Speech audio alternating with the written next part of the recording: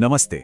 चलिए आज निकलते हैं भारत की विशाल और रंग बिरंगी प्राकृतिक दुनिया के एक सफर पर। हम इसके जंगलों की गहराई में उतरेंगे और वहां बसने वाले वन्य जीवन की कहानियों को समझेंगे। तो तैयार हो जाइए। तो अपनी इस यात्रा की शुरुआत एक सीधे से सवाल से करते हैं। आखिर भारत की प्राकृतिक वनस्पति में कितनी वैरायटी है? जब हम इस बारे में सोचते हैं तो मन में क्या आता है? यकीन मानिए, इसका जवाब हमारी सोच से कहीं ज्यादा दिलचस्प है। और ये तस्वीरें उस सवाल का जवाब खुद ब खुद दे देती हैं। देखिए, एक तरफ हिमालय की बर्फीली ऊंचाइयां हैं और दूसरी तरफ समंदर के किनारे बसे मैंग्रोव के घने जंगल। ये जबरदस्त कॉन्ट्रास्ट ही तो भारत के जंगलों की अविश्वसनीय विविधता की कहानी कहता है। तो आइए अब देश के अलग अलग जंगलों का एक तेज दौरा करते हैं। हम देखेंगे कि कैसे हर इलाके का अपना एक अलग अंदाज है, जो वहां के मौसम और जमीन से तय होता है। तो हमारी पहली मंजिल है ट्रॉपिकल डिसिडियस फॉरेस्ट। अच्छा, इन्हें मॉनसून फॉरेस्ट भी कहते हैं और इसकी वजह सीधी है। ये उन इलाकों में पनपते हैं जहां 70 से 200 सेंटीमीटर तक बारिश होती है। सागवान और साल जैसे कीमती पेड़ इन्हीं जंगलों की पहचान है। अब यहां से चलते हैं एक बिल्कुल ही अलग दुनिया में। ये हैं कांटों वाले जंगल। यहाँ का पूरा नज़ारा ही बदल जाता है। ये वो सूखे इलाके हैं जहाँ बबूल और कैक्टस जैसे पौधे बहुत कम पानी में भी जिंदा रहने की कला सीख चुके हैं। पहाड़ों पर तो एक और भी कमाल की चीज़ देखने को मिलती है। जैसे जैसे आप ऊंचाई पर चढ़ते जाते हैं, वैसे वैसे जंगल का पूरा रूप ही बदल जाता है। नीचे आपको ओक और पाइन के जंगल मिलेंगे और थोड़ा और ऊपर जाने पर ये अल्पाइन घास के मैदानों में तब्दील हो जाते हैं। मतलब प्रकृति का एक multi level design.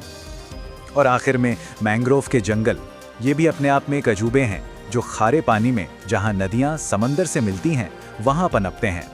Ganga delta का मशहूर सुंदरबन इसका सबसे बेहतरीन उदाहरण है। ये न सिर्फ एक अनोखा इकोसिस्टम बनाते हैं, बल्कि तट की रक्षा भी करते हैं। लेकिन ये जो इतनी खूबसूरत दुनिया हमने देखी, अब इस पर खतरा मंडरा रहा है।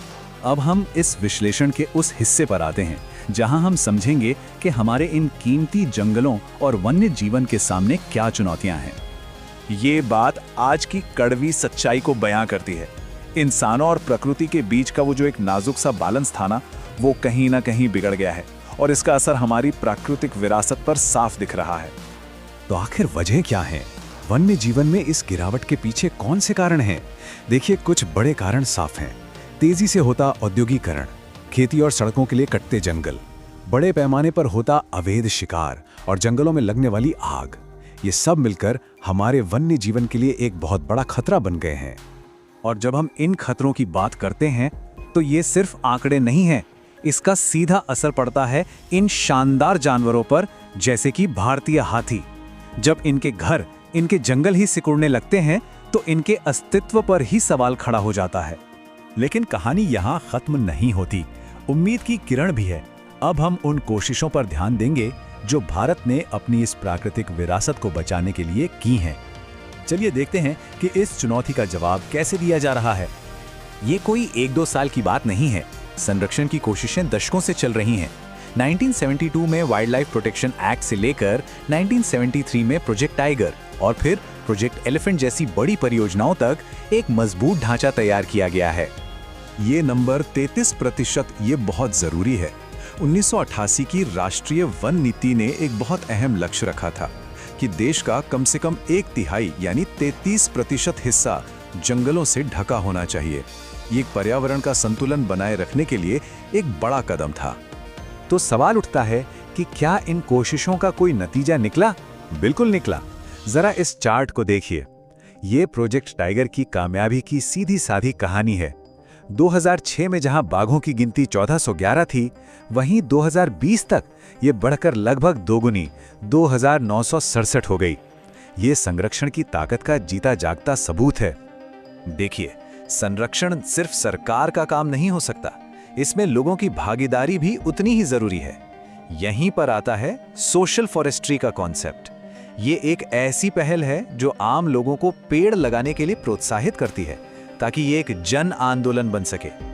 चलिए अब संरक्षण के एक और भी बड़े और कह सकते हैं कि एक मॉडर्न अप्रोच की बात करते हैं, बायोस्फीयर रिजर्व। ये सिर्फ किसी एक जानवर या पेड़ को बचाने के बारे में नहीं है, बल्कि ये पूरे के पूरे इकोसिस्टम को एक साथ संरक्षित करने का तरीका है। एक बायोस्फीयर रिजर्व का डिजाइन बहुत ही सोचा समझा होता है।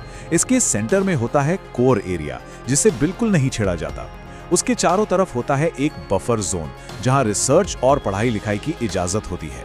और सबसे बाहरी हिस्से में होता है ट्रांजिशन एरिया, जहां इंसान और प्रकृति एक साथ मिलकर रहते हैं।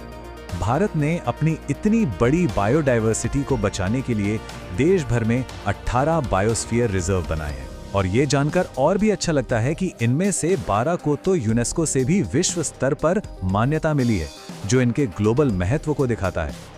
जैसा कि आप इस नक्शे पर देख सकते हैं, ये रिजर्व्स किसी एक कोने में नहीं हैं, बल्कि पूरे देश में फैले हुए हैं। उत्तर में नंदा देवी से लेकर पूर्व में सुंदरबन तक हर रिजर्व उस इलाके की अनोखी प्राकृतिक विरासत को संजोए हुए है। तो अपने इस सफर के आखिर में हम एक बहुत बड़े सवाल पर आके रुकते हैं। इतनी सारी कोशिशों के बावजूद क्या ये सब भारत की इस अनमोल प्राकृतिक दुनिया के भविष्य को सुरक्षित करने के लिए काफी है? ये एक ऐसा सवाल है जिस पर हम सभी को सोचने की जरूरत है।